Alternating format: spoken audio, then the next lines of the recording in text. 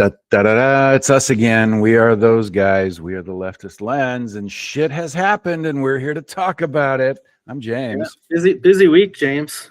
Lots of stuff happened. That's Matthew, and it's I think I said this last week that we end each week with not being able to even conceptualize what we might talk about. None of the shit on this week's outline is anything we expect. I don't like it. I want stability. I want predictability in my life. I guess it's not an option anymore. Yeah, because this just happened. Zoran Mamdani visited the White House to meet with Trump. And the press conference they had in the Oval Office afterwards was interesting, to say the least. I mean, it really looked like Trump was in love with him. A reporter asked Mamdani if he thought Trump was a fascist, and Mamdani tried to give a politician's answer, and Trump said, "It's okay, you can say it." Yeah, and he nodded affirmingly. Yeah, and he said, "Okay, yes." That was the weirdest press conference ever. But I kind of understand that, because if you recall, when Trump met with Zelensky a few months ago, he came out of that meeting and he was anti-Putin, anti-Russia. You know, he's like gonna give you missiles and all that. But then he met with Putin like a week later, and he flipped back the other way. He likes charismatic people that are powerful, I guess. And that's how he got where he is, because these assholes, these billionaire assholes, influenced him the way Mamdani did, and are getting him to do all the stuff he's doing. Yeah, and Mamdani might be the most charismatic political figure in U.S. politics since Obama. I don't think there's anybody that even comes close to being as articulate, apparently honest, and stands on his principles in everything he says and does. But the flip on this is sending MAGA. Laura Loomer is fucking losing her mind. We'll get into Marjorie Taylor Greene later, but it's just they are coming apart at the seams, and I love it. It's for all the right reasons. But fuck me, this is just it's crazy to watch. Yeah, I mean, it feels but anyway, so that happened. I recommend you watch the video. If you haven't seen it, watch the video from the Oval Office, Trump and Mamdani. It is bizarre. We should have pulled that up ahead of time. Democrats, Congresspeople, all of them were veterans, by the way. They released an ad where they told the currently serving military troops, reminding them of their oath that they do not have to follow illegal orders. That's all they said. In fact, we've got the ad right here, so let's play that real quick so people can see what was actually said and hear what was actually said. You can refuse illegal orders.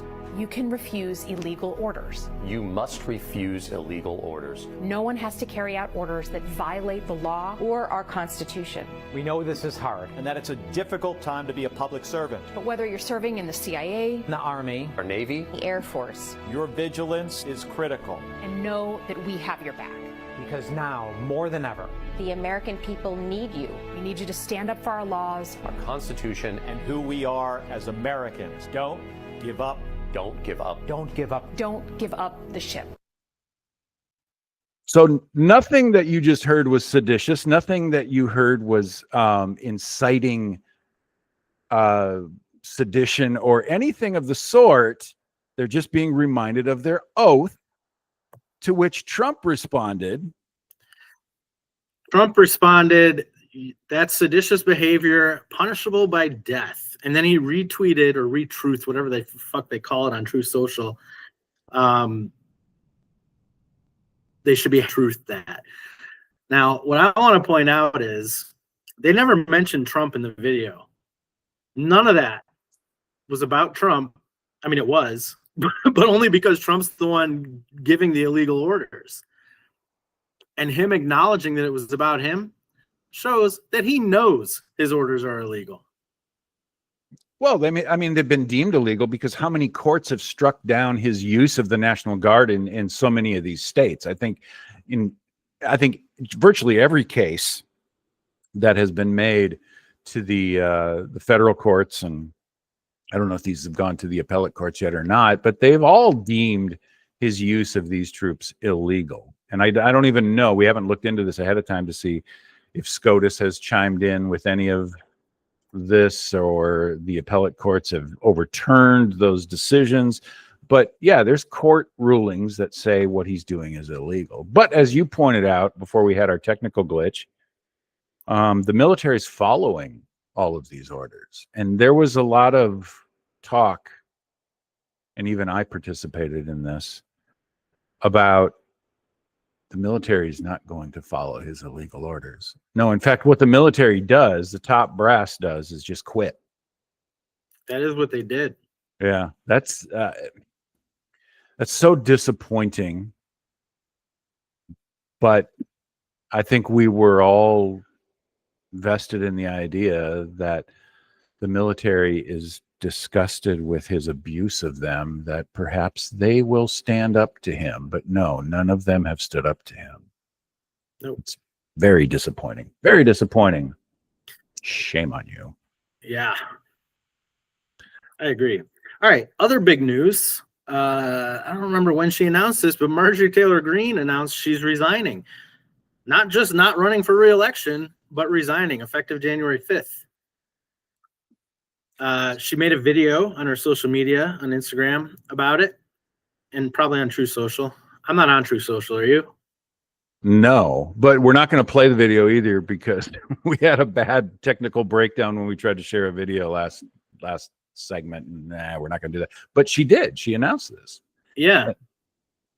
And it's interesting. She chose January 5th as her date to resign because her congressional pension vests on January 3rd. So she's going to get paid for life from our taxpayer dollars. But the reason she stated was she doesn't want to get primaried by someone that Trump supports. That's why she's resigning. I mean, that's a reason not to run for re-election. I don't understand why that makes you resign. There must be something else. I think I saw you say it had something to do. She doesn't want to read the names of the Epstein files. I believe that. But I also believe that, and she has stated this previously, that when she started standing up to Trump, she started getting death threats from MAGA, that she's starting to get harassed by MAGA. And I just want to point out that Marjorie Taylor Greene has been hated by the center and the left from the day she took office, venomously hated. And yet she remained in office and completely oblivious to it. But 2 days of being harassed by MAGA is what puts her over the edge. That's very telling, is it not? Yeah. Yes. Oh, and there's another point I want to make about this, is that somebody has postulated that, well, she wants to run for president in 2028. And somebody else came in response to that to say the Republican Party is not going to support her as a presidential candidate. No shit, Sherlock. She's not going to run as a Republican.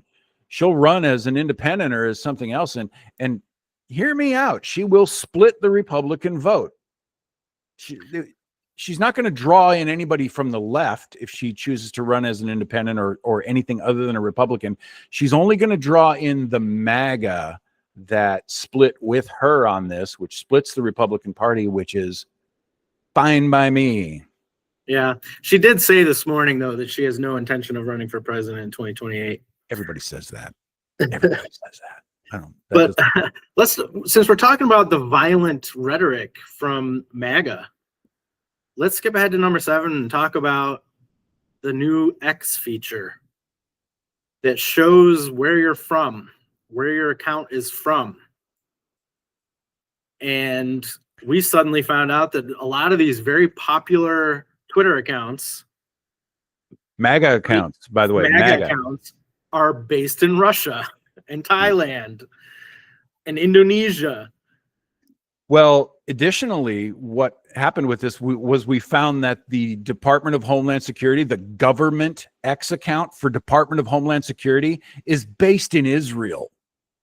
And when that came out, Musk turned that feature off and then exempted government accounts from revealing where they're from. Guess what, motherfucker? Cat's out of the bag. We already know. So I don't know what you think you're hiding, but yeah, Department of Homeland Security was an Israeli fucking account. Oh my God. Yeah. That's insane. But now, okay, so that feature... It's not on the list. I want to talk about it, though, because it just popped in my head. Go. At the same time that Trump and Mamdani were giving their press conference in the Oval Office, Congress was voting to condemn socialism, and 90-some Democrats voted for it. First of all, these useless bills that don't do anything at all, it's just a waste of time. Why are you taking the time out of your schedule to vote on a symbolic measure that does nothing? It's ineffectual. It's slacktivism. It is what it always is. But it's funny that that they took that vote, and then a day or two later, Trump loves socialist democracy. in his love affair with Mamdani, he basically said he's got some great ideas and he's going to make New York great, and so he's embracing democratic socialism. And so there again is the rift between the administration, Trump in particular, because everybody else in the administration is freaking out, and the Republican Party itself. But as you said, 90 Democrats voted for that resolution. Yeah, I didn't look at all the names, but I know Hakeem Jeffries was on there. Yeah. Yep. So yeah, that's crazy. What else we got? Let's talk about the Ukraine deal. So there's a leak happened of a U.S.-backed proposal to end the Russia-Ukraine war. Marco Rubio, Secretary of State, when it first came out, said it was fake, that he didn't know anything about it. He since has said, oh no, that's our deal. I saw someone else, I think it was Mr. Global. Mr. Global said that it was a Russian proposed surrender deal that we just copied. Yep. There's a communique that was intercepted that shows that this was basically a Russian wish list. And Zelensky has come out and commented on this already, and he says we are in a very precarious position of either choosing dignity or choosing to surrender ourselves to the Russian aggression. Yeah, it's the Ukrainian constitution prohibits them. What the hell does provids mean? Prohibits them from ceding territory to Russia. Yeah. So they would have to violate their own constitution to agree to this deal. What my question is, what the fuck are our European allies doing? Why are they not saying, you know what, if the United States, because the threat is Trump said that if you don't sign this deal, we're not going to help you. So why are our European allies not saying, don't worry about it, we'll help you? I think they are. I think there has been a major uptick since this administration took over of European allies fast tracking armaments and munitions and intel to Ukraine. I think I'm going to come out in defense of the European countries that are standing with Ukraine and say that they have stepped up their game.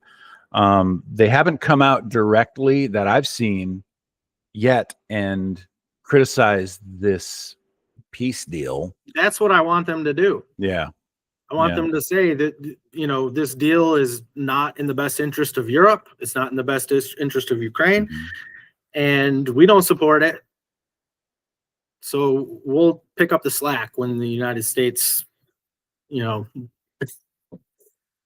it makes me, there's an organization that not a lot of people know about, and it's not classified. It's called Five Eyes. Five Eyes used to be 4, and now there are 5 countries that participate in intel sharing with regard to the safety of Europe and the United States.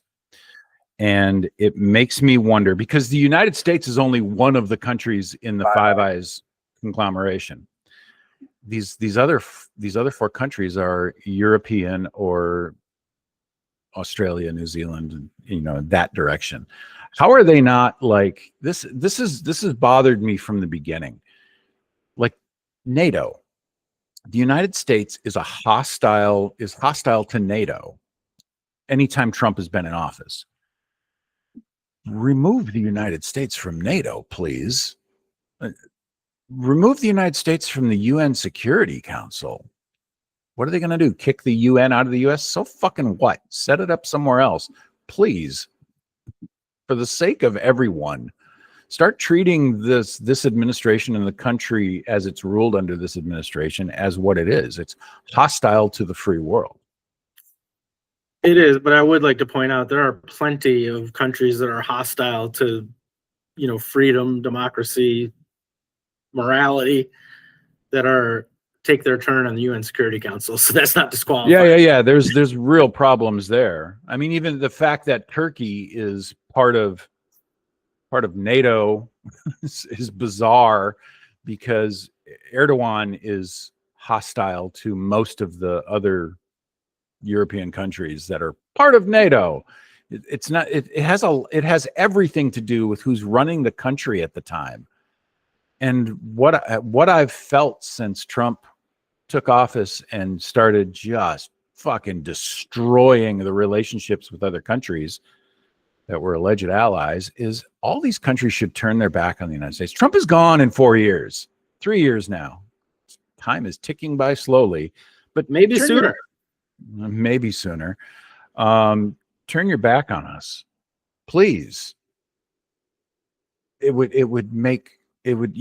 China has slowly started doing this with regard to tariffs and started, bolstering their connections with other countries. Brazil has done the same, and other countries in response to the illegal tariffs. By the way, we're soon should be hearing something about that. Have started bolstering their connections with other countries in response to the failures of the United States under this administration. And I wish they would ramp that up. Same. It would teach us a lesson. No, it wouldn't. It wouldn't teach us a goddamn thing. We don't learn from history. We just repeat it. Yeah. Well, I don't know how long we've been on, but we have been delaying the biggest story of the week till now. On Wednesday of last week, the Epstein Transparency Act, the discharge petition that was signed to force this vote. That vote happened in the House on Wednesday, 427-1. It passed. Clay Higgins from Louisiana, protecting pedophiles. Fuck you, Clay. But anyway, that was crazy. Considering how much Republicans fought against that for so long, and then they just suddenly all voted because they didn't want to be on record as protecting pedophiles. They didn't want to be on record. They're fine doing it in front of a camera. They didn't want it to be on paper for posterity. Anyway, so after that, it went to the Senate, and just hours later, the Senate passed it unanimously. Oh, wait, I want to bring up something, because we've talked about that vote when it was still pending, for weeks and weeks. You and I don't remember if it was on the podcast or if it was just personally, we had talked about, well, there needs to be a veto-proof majority, and you were very much on the side of, I don't think that's going to happen. I think it's going to squeak. It's going to squeak by, and it didn't squeak by. It roared by, and then it went to Trump's desk. And what did he do? He signed it. It's law. So the DOJ has 30 days, or had 30 days from Wednesday, it would be 27 days now, to release the files. Now, Mike Johnson, the video of Mike Johnson after the Senate passes it is gold. Yes. He looked like he was so scared. That did not go the way he thought it was. He thought the Senate was going to slow roll it and save him, and they did not. So, but anyway, so Mike Johnson, he started hitting the microphone and saying that he doesn't want this bill to pass as written, that it needs amendments because it's going to release child sex abuse material. That's what he says. Now, I have the document right here. This is from congress.gov. This is the actual bill that they passed. And as you can see, it says right here, the Attorney General may withhold or redact the segregable portions of records that contain personally identifiable information of victims or victims' personal and medical files. And right here, that depict or contain child sex abuse materials. That's not going to be released. So Mike Johnson is just a liar. Yeah, they've been lying about the reasons why, because they've used that as a reason why, oh, we can't release this. It'll harm the victims. And we've come back repeatedly and told them that nobody wants to see the names of the victims, and you don't have to release that. In fact, their bill explicitly states the names and images of victims will not be released. It's just they lie constantly. Because they don't think you're going to check them on it. And you know what? Republicans don't. Yeah. They don't check them on it. They just believe everything. Yeah, it's true. You still hear me, right? Yes. Oh, thank God. I was so worried. That's Yes. related to the glitch we had earlier, and you aren't going to see that because we're going to edit it out in the final, but yeah. But yeah, so we're going to see those files. We're going to see those names. I did. If you go to last week's episode, I did put a link for the searchable database of emails that had come out from the Epstein estate. So go look through those too if you want to. I think most of the information from that has been published in various media outlets. But I don't know what's going to happen. Are there going to be consequences? Is all that information going to come out and then there's going to be consequences for these people? I don't know. There has been some. There was Larry Summers, a professor at Harvard. He resigned because he was in the emails. I feel like there's been a couple other people that resigned or quit things. It is interesting. Several CEOs have resigned lately, not necessarily related to this, and we haven't seen their names, but they did resign suddenly. I don't know. It's interesting. It'll be interesting to see. I think how I don't. Elon Musk feels these days. Yeah, I don't think there's any potential at all for prosecutions to come from names that are, well, I mean, Prince Andrew, he's a commoner now because of his involvement in Epstein's doings. But I don't think there's any potential for legal prosecutions to come from the names that are going to be revealed in this. I do think that the only real potential damage is going to come from the midterms. And frankly, that's what it should result in. And obviously, anybody who's named in this that had direct involvement in the trafficking and abuse of not just minors, but women in general, should be held accountable. I'm talking about elected officials, and they should be run out of office. I don't care what fucking party they are. These people should not be serving in our fucking government. Again, right. I don't care what fucking party they are in. No, and that's the answer to the question that MAGA has. Why didn't Joe Biden release these files when he was president? Well, because there's Democrats on the list, and he's a centrist Democrat. He wanted to protect them. That's wrong. And that should be his legacy, that he protected pedophiles. Yeah, I agree with you. Trump in the 4 years he was fucking in office, or we wouldn't be where we are today. I will not be Garland and Joe Biden for that.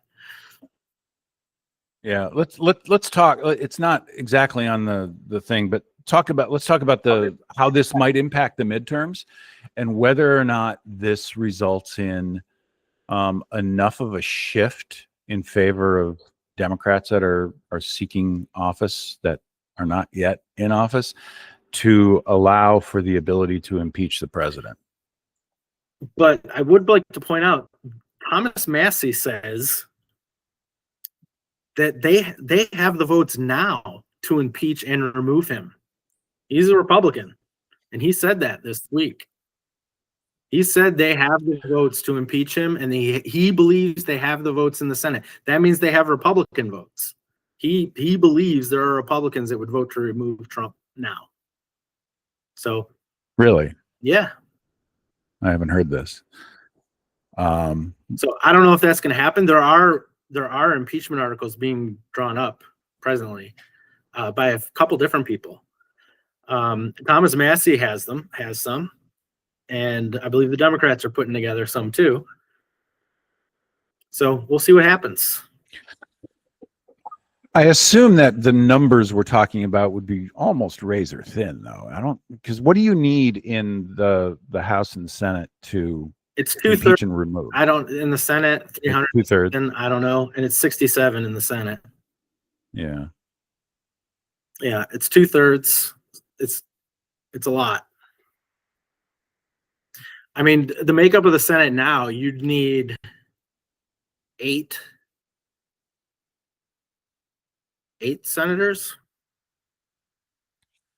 And I just want to point out that if that were able to be done, if there was an impeachment and then a vote to convict and remove Trump from office, nothing would come after that. There would be no legal consequences for him. Everything that he's done has been an official act.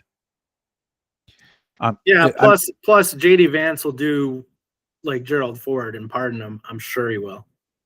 Oh, I'd forgotten about that. JD Vance is lactating, by the way. Have you seen that? I know he's wearing nipple covers. I know that. Well, no, he was leaking on one photo. He's lactating. Do we want to talk about this? I don't want to talk about that. I don't know. That's not the worst thing about him. That's fine. I didn't know men could lactate, but whatever. Well, but it's a sign. There's a list of reasons why that would happen, and they're all bad. They're severe medical implications related to it. So hopefully he's suffering. I want whatever's wrong with him to be painful. It's just he needs all the pain in the world. Fair enough. We're going to talk about JD Vance again in a minute, but first, you want to talk about the CDC and their claim. Oh, that autism is caused by vaccines. They're like running with it. And this comes back to the reality that we live in today, that any information coming from this government, from this administration, is completely untrustworthy. There's no department of this government that we can trust information coming from. The data, the research, anything is just fucking corrupt. And what do we have here? So my daughter broke her wrist last week, and this here was hanging on the wall in the exam room. It was about acetaminophen in pregnancy. This was hanging on the wall. And it pushes back on it says RFK Jr. right here. Recent reports, example, RFK Jr. are raising concerns linking Tylenol use in pregnancy to autism. Major medical organizations continue to affirm Tylenol is safe when used as directed. Down on the bottom, they tell you that it's better to use Tylenol than to have fever. Fever is a proven risk to your pregnancy. Okay. So if you have a fever, you should be taking acetaminophen because that's the only thing you can safely take. You cannot take things like ibuprofen. So I just think that's interesting because, and this, I don't know how much of this is because of the New York, Pennsylvania, New Jersey consortium that decided to make their own medical recommendations and to ignore the CDC. Just like they did that in the West Coast too. California, Washington, and Oregon did it first, and then Pennsylvania, New York, and New Jersey did it a few weeks later. So I don't know if it's how much of that is because of that, or if this company that owned this urgent care I was in, if they're just doing it on their own. But it's good to see that the people that need to believe in science still do, because I don't want a doctor that doesn't believe in science. Yeah, they're out there too, by the way. They are. Yeah, I see them on TikTok. A lot of pediatricians. Yeah. Well, not a lot, but a lot of the number of those that are science deniers happen to work in pediatrics, which is fucking horrifying. I guess the thing that strikes me about this document that you're showing is that they're playing both sides. They're telling you who said what about what, but then they're also saying major medical organizations, including ACOG and SMFM, continue to affirm Tylenol is safe when used as directed. And then the bottom line is they are affirming that it is safer for you to use Tylenol rather than risk complications from an untreated fever, whatever, Right. But I mean, right at the very top, the very first thing, pain and fever are common in pregnancy. Untreated fever can be harmful, and untreated pain can also affect your health. Acetaminophen remains one of the safest options when used correctly. Yeah. It's the very first line. And then it tells you what untreated fever does. It causes an increase in risk of miscarriage, birth defects, and preterm birth. So,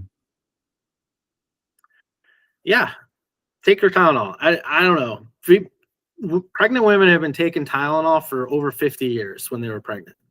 Yeah, and autism has existed a lot longer than that. Yeah. So I know that after, it was weeks after RFK came out and made this spurious claim about Tylenol that he walked it back. And when he walked it back, why would they be returning to this issue and treating it as though he didn't walk it back? What? How did he walk it back? I guess I don't remember that. I don't remember the specifics or what he said specifically, but there was a quote from him that said, no, it doesn't cause autism. He walked it back directly. Dr. Oz is another one. The whole, you saw the press conference last week where, we talked about it in our last, because that was where the health insurance CEO or pharmaceutical CEO dropped dead. He didn't die, but he flatlined in the Oval Office when they did this press conference, talking about the Ozempic, as though that's some, and we're going to lose billions of pounds. Yes. Shut up. God. And it's funny to me that this is it seems to me that was the first we heard from Dr. Oz in his capacity as the head of the Medicaid centers and Medicare programs since the election. I don't think we've heard anything from him until that moment. Yeah, I haven't, but I'm sure he's been doing stuff behind the scenes. Yeah, I'm sure he's doing stuff. Yeah. All right, let's talk about JD Vance some more. His wife, Usha, she was photographed this weekend without her wedding ring. Yeah. Yeah. So what's going on there?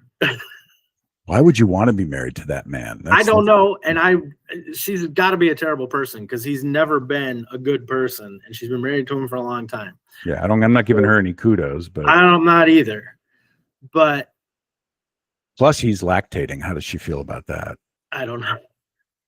That's got to be the core of this. I don't know.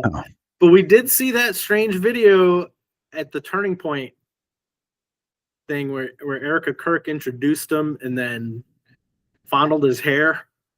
Oh, what the fuck, dude? Yeah, that was weird, right? And guess what? She's apparently 8 weeks pregnant. Now, this may not be true, but we heard it before we went on the air. I don't see any reputable sources reporting that. But I do see it on social media. I bet it's true.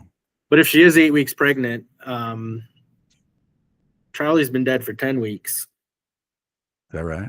Yeah. And JD's been lactating for 6. These things are all connected, folks. Oh. All right, James, do you have anything else of import? Not really. I don't think so. Good Lord. Stranger Things comes back in a few days. Does it? Yeah. And do they is it on the platform where they release all the episodes at once, or is it one by one? Well, I don't know how many episodes they're going to be releasing. There's 3 separate release dates. Thanksgiving, Christmas, and New Year's. So there's volume 1, volume 2, and volume 3. Oh, I don't know how many episodes each volume has, but no, they're not going to. It's on Netflix. They're not going to release all the episodes next week, but they're going to release volume 1. Volume. Okay. Yeah. That's interesting. They've never done that before. They have actually. Really? They did it for the last season of Stranger Things came out in 2 parts, I think. I stopped watching it after the 2nd season. I haven't seen anything since the 2nd season, so I don't know how much have I missed. This is season 5, so you've missed 2 wow. seasons. I'm not going to go back and watch the others, so I'll just watch this one. You should watch season 4. It's really good. Really? Yeah. Okay. I'll watch season 4. And there's characters in season 4 that are only in season 4 that are good characters. Yeah. I recommend it. I watched probably the most depressing, it was a beautiful movie in terms of every aspect of it. It's called Train Dreams. And it is ostensibly about loggers in the 1890s, but it goes into much more of a story about unbelievable loss. And it was just, I fucking wept by the end of it. It was so depressing, but it's a beautiful, beautiful movie, and I highly recommend anybody watch it. Train Dreams. All right, I'll check that out. I am up to date on Pluribus. It's new enough. I don't think we should spoil it, but it's good. I like it. I'm interested to see where it goes. Yeah, I can definitely already see